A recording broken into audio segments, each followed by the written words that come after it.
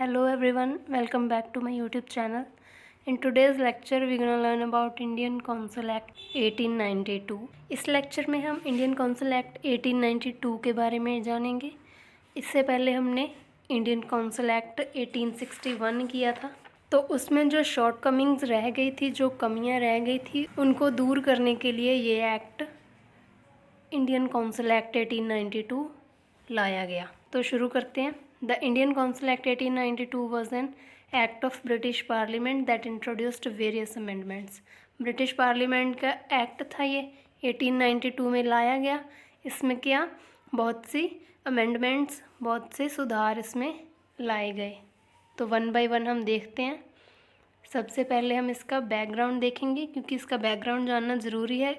इस एक्ट में बहुत से चेंजेस किए गए, तो वो चेंजेस किस वजह से किए गए वो देखना भी बहुत ज़रूरी है। सबसे पहले हम देखते हैं कि Indian National Congress was formed in 1885।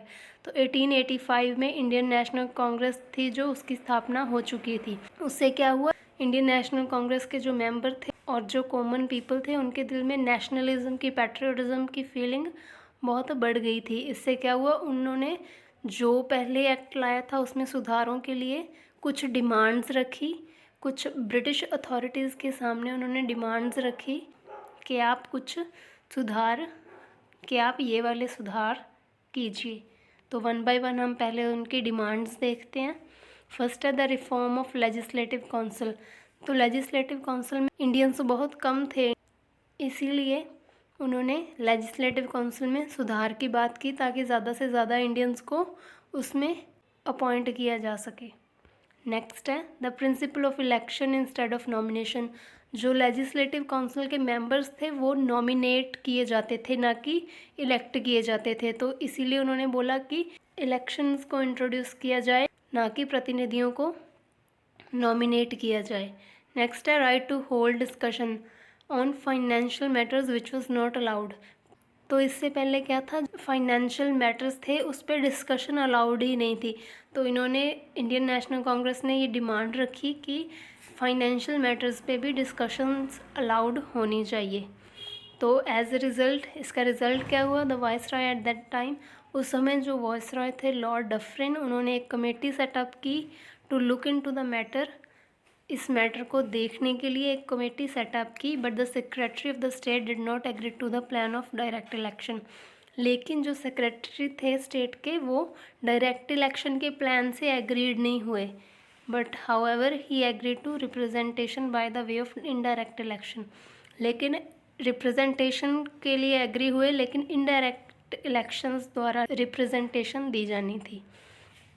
तो ये था इसका बैकग्राउंड। तो हम आगे इसके प्रोविजंस देखते हैं। फर्स्ट है, it increased the strength of the central as well as provincial legislative council. It enlarged the function of the council. तो इंडियन नेशनल कांग्रेस ने जैसे कि डिमांड रखी थी कि लेजिस्लेटिव काउंसिल है जो उसमें रिफॉर्म किए जाने चाहिए। तो इस एक्ट के तहत क्या किया गया, सेंट्रल और प्रोविंशियल दोनों की लेजिस्लेटिव्स में चेंजेस किए गए। उसका साइज़ बड़ा किया गया, जो उसके फंक्शंस थे उनको भी ज़्यादा किया गया, क्योंकि लेजिस्लेटिव काउंसिल में बहुत कम लोग थे जो पूरे देश के लिए लॉज बनाते थे। इसीलिए उन्होंने उसका साइज़ इंक्रीज़ करने की बात की। The act increased the number of additional और non official members in the legislative councils. जो एग्जीक्यूटिव थी वो वैसे की वैसी ही थी, जो 6 मेंबर्स थे उनके पोर्टफोलियोज जो थे वैसे ही फंक्शन कर रहे थे, लेकिन जो एडिशनल मेंबर्स थे उन्हें इंक्रीज़ किया गया। The central council was not to have less than 10 and more than 16। अब क्या था, कम से कम 10 और ज़्यादा से ज़्यादा 16 एडिशनल मेंबर्स हो सकते थे, जिनमें कि 6 मेंबर्स जो थे वो ऑफिशियल्स थे ब्रिटेन के। बाकी के जो 10 मेंबर्स हैं उनमें से जो 5 मेंबर्स हैं वो वाइसरॉय ने अपॉइंट करने थे, और बाकी के 5 मेंबर्स वो इंडियंस के रिप्रेजेंटेटिव होने थे। While the legislative council of the provinces were not allowed to have less than 8 and more than 20 additional members। और जो प्रोविंसेस की जो लेजिस्लेटिव काउंसिल थी उसमें क्या चेंज किया गया, वो कम से कम 8 और ज़्यादा से ज़्यादा 20 एडिशनल मेंबर्स रख सकते थे। यही मेजर चेंज किया गया। नेक्स्ट देख लेते हैं। The principle of representation was initiated through this act. The district boards, universities, municipalities, chamber of commerce and zamindars were authorised to recommend members to the provincial council. तो जो प्रोविंशियल काउंसिल्स थी उनमें जो मेंबर्स थे वो कौन रेकमेंड कर सकते थे? तो ये अथॉरिटी किसको दी गई? District board, university, municipality, chamber of commerce और ज़मींदार्स, इनको अथॉरिटी दी गई कि ये प्रोविंशियल काउंसिल्स के लिए मेंबर्स रेकमेंड कर सकते हैं। तो इससे क्या हुआ? रिप्रेजेंटेशन की कहीं ना कहीं नींव रखी गई, रिप्रेजेंटेशन सिस्टम की। नेक्स्ट देख लेते हैं। In addition to other changes, इससे अलावा जो चेंजेस किए गए, the act relaxed restrictions imposed by the Indian council act 1861। जो इंडियन काउंसिल एक्ट 1861 में रिस्ट्रिक्शंस लगाई गई थी, इस एक्ट में वो रिलैक्स कर दी गई। In allowing the councils to discuss but not to vote on each year's annual financial statement. इससे पहले क्या था, जो फाइनेंशियल स्टेटमेंट होते थे उसके बारे में डिस्कशन अलाउड नहीं थी एग्जीक्यूटिव में, बट इस एक्ट में क्या किया गया, उस पर डिस्कशन अलाउड कर देगी, लेकिन उस पर वोट नहीं कर सकते थे। डिस्कशन तो अलाउड थी लेकिन अब उस पर वोट नहीं कर, डिस्कशन अलाउड कर दी गई थी इस एक्ट के तहत, लेकिन उस पर वोट नहीं कर सकते थे। नेक्स्ट है, counsellors could also put caution with the certain limits to the government on the matter of public interest after giving 6 days notice, but none of them was given right to ask supplement questions. इससे पहले क्या था, जो counsellors थे वो question नहीं पूछ सकते थे, जो अपने अपने जो एग्जीक्यूटिव मेंबर्स थे उनसे वो उनके पोर्टफोलियो के बारे में, उन जो भी वो अपने डिपार्टमेंट में लॉज बनाते थे उसके बारे में क्वेश्चन नहीं पूछ सकते थे। लेकिन इस एक्ट में क्या किया गया, उनको कुछ एक लिमिट्स के साथ क्वेश्चन पूछने की परमिशन दे दी गई, लेकिन क्वेश्चन पूछने से पहले उन्हें 6 डेज़ का नोटिस देना होता था पहले।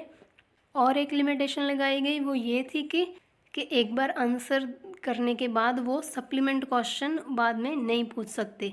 नेक्स्ट है, the legislative councils were empowered to make new laws and repeal old laws with the permission of viceroy.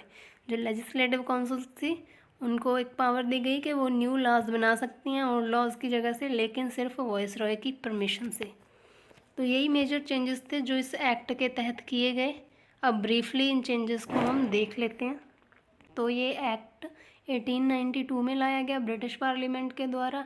इसका ये क्यों लाया गया, क्योंकि इंडियन नेशनल कांग्रेस की इस्टेब्लिशमेंट हो चुकी थी 1885 में। नेशनलिज्म की फीलिंग्स जो थी कॉमन पीपल्स के और इंडियन नेशनल कांग्रेस के मेंबर्स के दिलों में वो जाग रही थी, और उन्होंने अपने सिस्टम के रिफॉर्म के लिए कुछ डिमांड्स रखी। उन्होंने लेजिस्लेटिव काउंसिल में रिफॉर्म की बात कही और इलेक्शन की बात कही नॉमिनेशन की जगह पे, और फाइनेंशियल मैटर्स में डिस्कशन की बात की। तो जो इसमें अलग अलग प्रोविजंस दिए गए वो ये थे कि जो सेंट्रल और प्रोविंशियल लेजिस्लेटिव काउंसिल थी उसमें उसका जो साइज़ था वो इंक्रीज़ किया गया।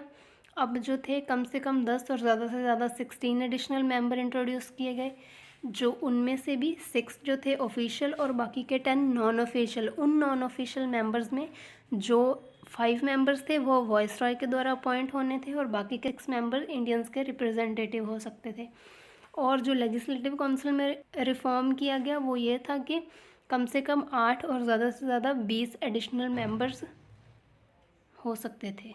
और क्या रिफॉर्म किए गए, रिप्रेजेंटेटिव का जो प्रिंसिपल था उसको इनिशिएट किया गया, उसकी यहाँ पे नींव रखी गई।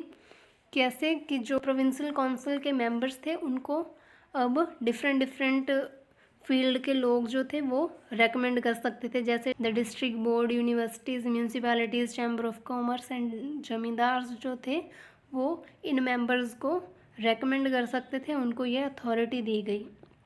नेक्स्ट हम देख लेते हैं और क्या चेंजेस किए गए। इसमें जो फाइनेंशियल मैटर्स थे उनमें डिस्कशन करने की परमिशन दे दी गई थी। इससे पहले क्या था, ये अलाउड नहीं था। जो एक्ट था 1861 का उसमें ये अलाउड नहीं था, लेकिन एक्ट ऑफ 1892 में ये अलाउड कर दिया गया था, ये अलाउड कर दिया गया था। तो जो काउंसलर्स थे वो अब क्या क्वेश्चन भी पूछ सकते थे। इससे पहले वो क्वेश्चन नहीं पूछ सकते थे, अब वो सर्टन लिमिट्स में, कुछ एक लिमिट्स में रह के 6 डेज़ का प्रियर नोटिस दे के क्वेश्चन पूछ सकते थे, लेकिन सप्लीमेंट क्वेश्चन नहीं पूछ सकते थे। जो लेजिस्लेटिव काउंसिल थी उसको नए लॉज बनाने के लिए एम्पावर किया गया, और ये लॉज वो सिर्फ वॉइसरॉय की परमिशन से बना सकते थे। तो यही था Indian council act 1892। I hope you understand it. Thank you, thanks for watching.